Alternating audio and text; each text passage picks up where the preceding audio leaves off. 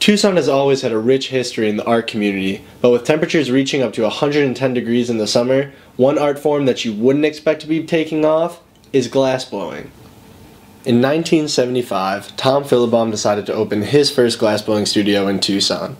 This not only was crucial to the expansion of glassblowing because it provided a central location for other artists to come to Tucson and be able to blow glass, but it also provided a location where local citizens could come, view the artwork, and even purchase it for their own homes. And the more I asked, I realized that Tucson has become a great place for glassblowers to get started their career. I've been blowing glass for about a year and 3 months now. The opportunity kind of opened up to me, and I took advantage of it. And I met a bunch of really dope glassblowers, and they're like, "Yeah, dude, if this is something you think you could do, like, invest your time, invest your money, like it'll pay off." I saw the glass culture here. Sonoran Glass School really helped me out. I took a class there. Basically informed me that there's this huge culture that is here. You have a bunch of amazing artists, all just doing great work. After talking with Joey, I went over to the Sonoran Glass School to speak with John Peters about how the school is really impacting the Tucson community. So we work with schools, we work with things like the Boys and Girls Club, Boy Scouts, Girl Scouts, foster home care centers, that type of thing. Basically any type of organization serving youth can in some way, shape, or form participate in our program. So these guys are from City High. They're all high school students, and they're doing like a summer kind of camp thing with us. It's pretty cool. Like, I've always been really creative, so it's like something that like take it to a different level. I do a lot of charcoal art. I painted a mural before. I've worked with similar like glass, but like more making it like into like tile.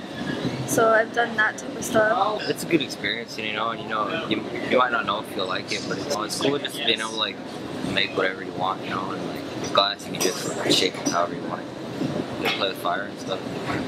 Like even the couple of guys that didn't want to make flowers and they were making something else, it was really fun watching them kind of go in and explore the glass. So that was really fun, and coming up with new things and to share that with students is amazing. They're fascinated by it. It's something very different than sitting in a classroom doing a drawing or doing a painting or something like that. And it's very different than doing ceramics. I mean, it's a totally different medium. So. And students of Sonoran Glass aren't just focused on one aspect of glassblowing because there are 6 different styles that they can choose from. There's furnace glassblowing, flame working, glass fusing, stained glass, mosaics, and cold working. All of these are options that students can pick, and they can find their own favorite for themselves. And exploring these different styles of glassblowing not only helps these students find which is their favorite, but it can also help them learn different ways that glasswork can be used in people's everyday lives. Take Brian Jacobson, for example, a boro glass expert that focuses on functional glass pieces that people can use to medicate using medicinal marijuana, an art form that's typically viewed as controversial. People use artists very loosely, and I don't like battling of what is art and what is not art. You can make the argument that anything is art as long as it lives up to the principles and elements of design. It's art.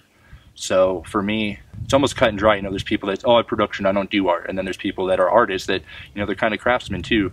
So there's the balance of form and function. You know, the piece we're making at the end of the day, it's supposed to be used for function. So you want it to function correctly. But some people like to focus more on the art side of stuff and less focus on the function, which is completely acceptable. There's nothing wrong with that. While other people focus on more of the function and create like an art in function. So I like that there's a happy medium in what we do, and we are craftsmen and we're artists, and I think that's okay. What I'm doing right now is just working the milli image with just a slice of glass with the designs worked into it on a rough grit until it's level and even, the solid light stuff's worked out, then we switch it up to the next grit. Right now I'm just kind of working on daisy images. We work those until we get a more finished final product that can be used for the different slices, can be used in like the pendants and different backgrounds. I mean, it's kind of a simple process. So these are imagery. Throw the pencil on the floor. This is imagery with powdered glass. and it's reverse imagery, so you have to do everything in reverse, and then you pick it up like a big, like a teeny tiny roll up. And I figured out how to do this at the Torch. So with all these different styles of glass and all these different opportunities for artists to get started in Tucson, it's no wonder why this community has become a hot spot for glassblowing. In the winter, in most places, when you're working on something on the torch, even just pulling it out of the range of the torch, it shocks the glass. And we don't have that. It may be brutal in the summer to do anything glass related, but you can blow glass all winter long here. And in Tucson, it's so cheap to live that you can basically couch crash or whatever and really have the opportunity to dive into something wholeheartedly and have a community where you can do that and be supported. So whether you're an aspiring glass artist or just looking for a weekend activity, Tucson has many opportunities to get your flame on.